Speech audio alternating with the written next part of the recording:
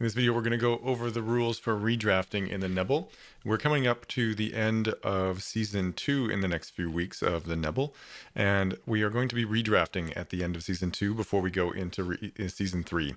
And so I just wanted to go over the rules. The rules are in the inaugural almanac, as well as on page 37 of the head coach's handbook. So you can always refer to those rules. We're basically just using those rules without any kind of special modification at this point, at least as of time of recording. But do check the league rules if this is at a later date to see if we've changed our minds about some things. But essentially, we're going to just go over the basic idea of redrafting. Okay, so here is the rules from the rule book. The idea here is that between seasons, you're going to be forced to make some choices about your team. Some players are going to get cut. The intention here is to kind of keep the teams within a reasonable TV difference, so that no teams are starting the team at the season at TV 2 million or something, and then you've got teams at TV 1000 that are playing against TV 2000 and just getting totally destroyed. Because as much as inducements are there to help balance things out, at some point that system doesn't really work when there's just only so much money you can spend on inducements, especially when you can only get 2-star players per game, for example. So let's talk about this. So redrafting, at the end of the season, you need to do the resolving downtime step. So that's when all the players take some time off. The first thing you got to do is that for each player on your roster that's played at least 2 seasons, you roll on a d6. And if you score less than the number of seasons they have completed, they want to retire. So you put a tick in that column. And we'll look at that in a bit here. Let's go to, for example, let's look at the Tree Sharps. So here's the seasons completed of the Tree Sharps as of the middle of Season 2. So let's pretend we're at the end of Season 2. So everybody here is going to, would pass. So they're all at 1. So we don't increase before we roll. Okay, so we roll before we increase. So in this case, nobody can fail because they're all either 1 season played or 0, and we'd have to roll under a 1 for them to want to retire. So at this point in Season 2, nobody is going to be wanting to retire. So when they do want to retire, you can put an X or a tick or whatever you want here. Probably an X is good. Yeah, an X it says here. Yeah, okay, so put an X there if the player wants to retire. Okay, so we'll come back to that later. Next up, after determining whether they want to retire, you remove any MNGs from the players, and then if you have anybody that's got a niggling injury, you roll a d6, and on a 4 or more, they are able to recover from that niggling injury. And you can add 1 if you have an apothecary currently on your roster. So I have an apothecary here. I've got 1 player with one niggling injury. And so I can roll, and then it's on a 4+, but since I have the apothecary, it's actually on a 3+. So on a 3+, the number 6 here could remove his niggling injury. Okay. Now, next we rolled a 2d6 for our the fan factor. We're going to see if we lose some fans over the downtime, to see if some fans lose interest during the off season. So yeah, anyway, as it says there, you roll 2d6, and if it's lower than your fan factor, a number of your fans lose interest, so you roll a d3, and you lose that many fan factor. So if you have fan factor of 7 and you roll a 6, then you roll a d3, and then that's how much you reduce your fan factor by. So let's say you roll a 4 on the d3, which turns into a 2, so your fan factor of 7 goes to 5. So then you are ready to determine your starting treasury for the next season. So for the next season, going into Season 3 or whatever this is in the future, you will get a treasury of 1 million gold pieces, just like when you created your team. And then on top of that, you're going to get what was in your treasury from last time. And then on top of that, you're going to get so you're going to get 10,000 gold pieces for each match the team played, including friendlies and their league matches. So friendlies and league matches, for each one you've played, you get 10,000 gold pieces to add to your new treasury for the next season. Then on top of that, you get 5,000 gold pieces for each touchdown that the team scored last season. And for our purposes, it'll be only the season immediately preceding the redrafting. So in our case, only Season 2. We're going to be redrafting into Season 3. So your touchdowns for Season 2 are the ones we're looking at, not the ones for Season 1. At all, and same with the games. It's only the season in which the previously, before the redrafting. And then 5,000 gold pieces for each casualty the team has caused over that last season. So let's have a quick example here. Let's say the Tree Sharps, let's say we're at the end of season 3. Let's say that they've got 10 games played. They're 10 league games. They didn't play any friendlies. So they've got 100,000 from that. They've got 1 million gold pieces from the base amount, 100,000 for 10 games played. Then they had, let's say at this point, they've got 7 touchdowns. So if you want, you can go, I don't know if you guys are keeping track here, but you can go to your, I keep track of my match history. Then I can just go to this column here and then go select this, and I'll see down here the sum is 7. And casualties here, the sum is 9. So that's the numbers I'm getting here. So then we can go back to here. So you'll see 7 touchdowns times 5,000 each is 35,000 gold pieces. 9 casualties times 5,000 gold pieces, 45,000. So adding those two together comes up with 80. And then let's say, let the Tree Sharps, let's say they had $200,000 or gold pieces saved up in their treasury by the end of season 2.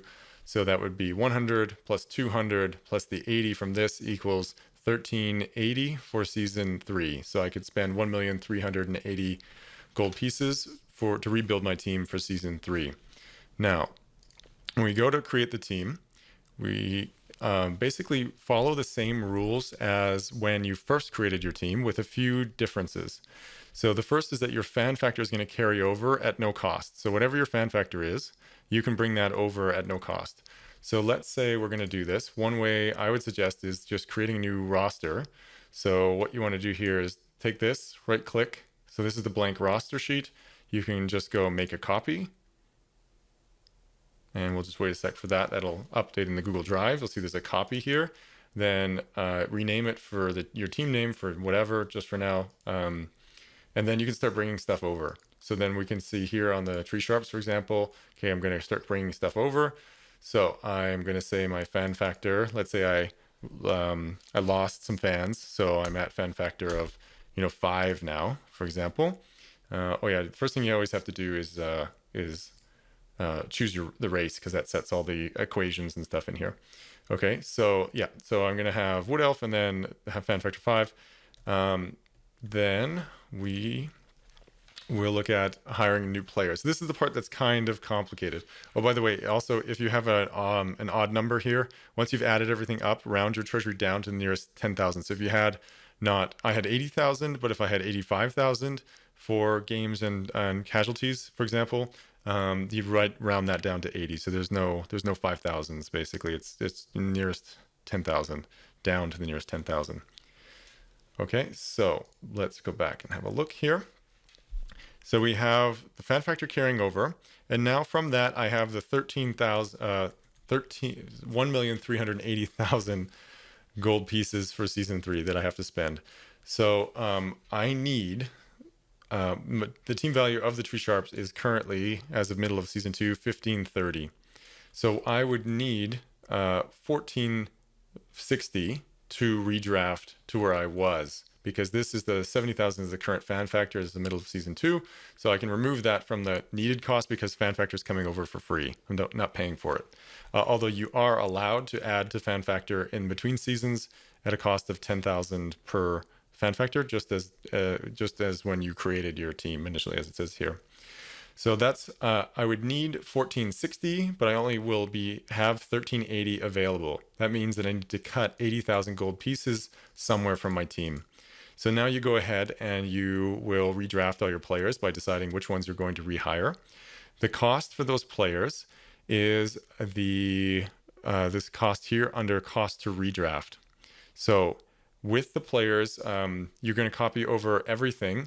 You won't be able to just select this and copy and paste, though, to a new spreadsheet because of all the equations in here. So you're going to have to do that part by hand, even the name, because of there's merged cells here, and those merged cells are going to break if you just go Control-C, Control-V. So you're just going to have to do it the hard way, and you're going to have to enter the names again. And the stats will come up when you choose the positional, but the skills and stuff you'll have to do all of your stat lines and stuff again. So that's unfortunate, but it won't be too much work for you. So let's say that this player wants to retire. Let's see if the spreadsheet will do that now. Yeah, so now you see this player wants to retire. So their cost to redraft is not 180,000 anymore, it's 200,000. So that's the cost that you need to pay. if you want to bring them back. But they, in terms of their value, so you copy this whole stat line, including the fact that they want to retire, but they're going to cost out of your 1380 or whatever it is that you have available, they're going to cost 200,000 rather than their value. So they're going to be more expensive than they're worth. And that's to represent you trying to incentivize these players who want to retire to come back to your team. So it won't be a big deal going to season 3 because everyone will be only at, they won't be able to fail that. But going forward, it's a way of churning players out of the league so that some players don't dominate forever. Okay. So that's how you're going to do that. You go and figure out which players want to retire, as we did in the previous step. And for every, they want to add one to the number of seasons they play. Yeah, right. Okay, so now we go through, sorry, this is the part where we want to increase the number of seasons played. So make sure after we've rolled to see if they want to retire, then we add to the number. So then all of these ones go to 2 and all these zeros go to 1. The rule is that if they've played at least one game of the previous season, then you have to add the seasons completed. So if you hired somebody on the last game of your season, it still counts as them having, completed one season because they were there on the team at the end of a season. All right. So yeah, then go and determine that. And then if you want to rehire somebody, you need to give basically 20,000 gold pieces to rehire the ones who want to retire. And then that'll be this case every time now. That once they want to retire, they want to retire. If you do not hire the player and they want to retire, so if you have someone that wants to retire and you decide not to rehire them, you can add an assistant coach to your team at no cost. You don't have to. But their value is still added to your team value. So then I could go and say, okay, so-and-so, let's say Dondros wants to retire and I don't want to hire him again. Well, then when I go to my new spreadsheet, I'm allowed to get one free assistant coach for every guy that I don't hire. And that I don't pay gold for that, but it will, of course, count towards my team value just like any assistant coach would. Okay? So that is basically it. That you can see it's not going to cut this team too badly. Let's say I'm going to do it. What would I do? I'd probably look at, when I go by rerolls, you're basically following the rules for initial team creation here for redrafting with the exceptions listed in this column here, which means that my rerolls will still cost, 50,000 as they did at initial team creation. So, on the one hand, the rerolls are cheaper now when I redraft and they'll be 100,000 after that. But I might decide, okay, well, I might cut a reroll and go back down to 2 and just buy one later. Or I'd look and see, okay, I'd probably look at what player hasn't gotten any extraordinary level up. So let's look at this catcher here. He's gotten a lot of touchdowns. He's a good player, but he only rolled normals on his improvements. He's got block and sidestep, which are just normal things that any catcher could get. So I might look at that and think, okay, maybe I fire him. And then the cost between him and another catcher might be, so he's got 2 normals, so he's 20,000 each. So he's 40,000 above the base cost of a catcher. So that's 40,000 gold pieces I might be able to spare. I still can get just a base catcher and then level that one up, see if he gets something good. Because these guys who have like stat increases or roll doubles and stuff like that, I'm probably going to want to try to keep as many of them as possible because they're more difficult to replace in the future. So, or the kicker or something, it's like, well, it's fairly easy to, get 6 XPP to level a kicker. So in this case, and that's 20, so that'd be like, maybe I'd cut the kicker. I have to cut 80,000. So maybe I'd cut the kicker and I'd cut this catcher and replace them with standard guys or like rookies, and then maybe I'd cut a reroll and then, the catcher or something like that. That would be 50 for the reroll and then from 40, so there's 90. So yeah, right there, I could cut this catcher, replace it with a rookie catcher, and then cut a reroll and start my team that way. So you see, it didn't affect my team that much. It's just going to really depend how many games you played, how many, what your stats are, and the amount of gold in your treasury. But the idea here is that it's just important that, we kind of trim back every once in a while to stop the teams from just exploding into really high values and then making the league less competitive and less incentive for people to start new teams. I want to encourage people to experiment and try different teams, and we don't want it to be the exact same teams every season because that's going to get boring for everybody. Exactly what you're going to expect, sort of thing.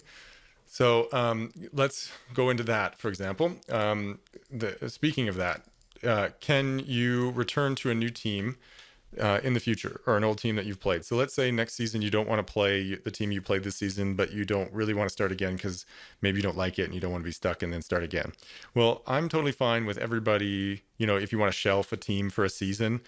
The only thing is, as long as you followed all the rules and done your bookkeeping and redrafting. So like, let's say you have to redraft at the end of season 2 and you're not going to play that team again. And then you're like, well, why should I bother redrafting then? Because I'm not going to play this team again. Well, in the future, if you want to come back and you want to play that team, then you need to have done the redrafting, because, we're not going to remember all these details about that. And you don't just get to come back. You can't just use that as an excuse to skip redrafting and come back in a future season not having redrafted. If you are playing in this league in a season where at the end of which we have to redraft, then that team has to redraft before it ever plays in the league again. So as long as you've done your bookkeeping, redrafting, yes, you can shelf the team for a few seasons and then decide, you know what, I'm going to pick up my Wood Elves again. I'm going to take a break this next season, but maybe I want to come back to the Tree Sharps in a few seasons. And as long as you've done your paperwork and you've got everything in line at the end of the season in which they're supposed to redraft, or in which you take that season off from the team, that's totally fine. Definitely want to encourage people to try new teams and come back to the classics if they feel like that's what they want to do. Let's also, just like we are following the rules of initial team creation. So you do have to have 11 players on your roster. After you redraft, you can't have less than 11. You can have more than 11, but you cannot have less. And so when do you roll for the wants to retire? Which is basically like saying, when do you resolve the resolving downtime section of the rulebook? So do that during the post-match section of the league match sequence. After your last game of the season. So that's where your opponent must witness all those rolls for wants to retire and anything else that needs to be taken care of there, as it says in the rule book. That's when you should do that. So record that on the match record sheet at that last game of the season, or on another piece of paper if it's full, and then submit that along so that there is this full unbroken record of your team and everyone can see, okay, this player now wants to retire, that needs to be followed.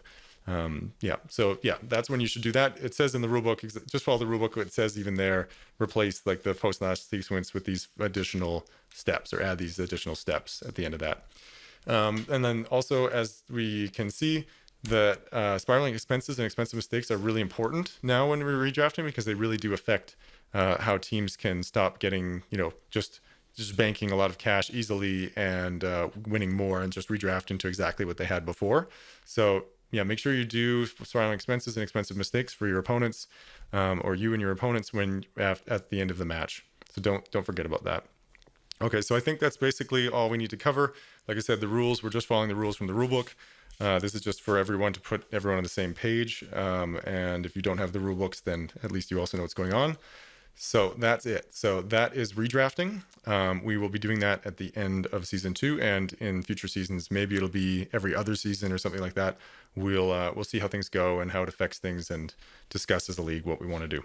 Okay, thanks guys, and we'll see you in the next rules video.